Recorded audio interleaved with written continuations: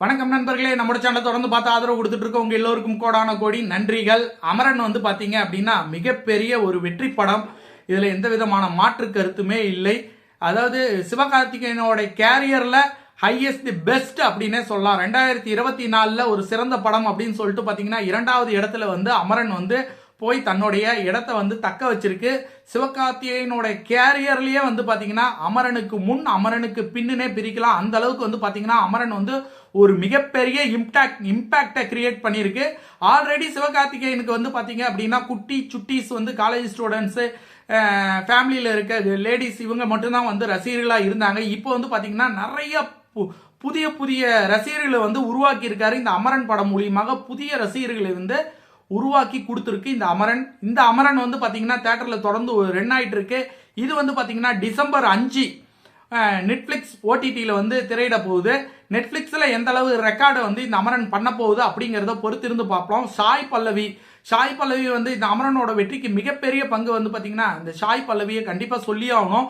அவங்களுடைய நடிப்பு, அந்த கதைக்கு ஏற்ற நடிப்பை வந்து தத்ரூபமா கொடுத்துருக்காங்க. 2 பேரோட லவ் போர்ஷன் பார்க்கும்போது ஒரு ரியல் கப்புள் வந்து இப்படிலாம் அவங்க லைஃப்ல வந்து லவ் பண்ணாங்களா, இப்படிலாம் அவங்க லைஃப் டிராவல் ஆச்சா, இந்த மிலிட்ரி மேனோட லைஃப்ல இப்படி ஒரு லவ்வா அப்படிங்கிற ஒரு கொஸ்டின் ஒன்று எல்லாருக்கும் இந்த படம் பார்க்கும்போது எழுந்துச்சு. அதை வந்து மிக தத்ரூபமாக வந்து ஷாய் பல்லவி வந்து மிக அழகாக வந்து இந்த படத்துல வந்து நடிச்சிருந்தாங்க.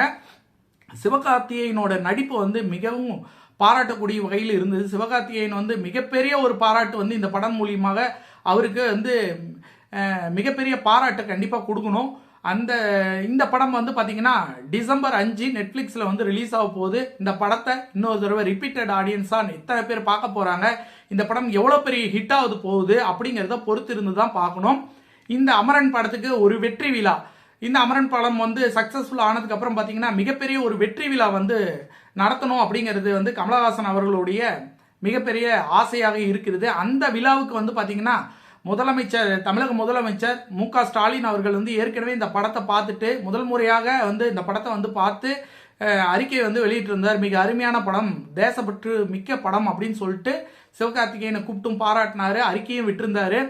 இப்போ வந்து கமலஹாசன் அவர்கள் வந்து பார்த்தீங்கன்னா தமிழக முதல்வர் மு.க. ஸ்டாலின் அவர்களை அழைத்து இந்த படத்தில் வெற்றியாளர்களுக்கு ஷீல்டு கொடுக்கணும், அப்படி ஒரு மிகப்பெரிய பிரம்மாண்டமான ஒரு நிகழ்ச்சியை நடத்தணும் அப்படின்னு சொல்லி பிளான் பண்ணிட்டு இருக்காங்க.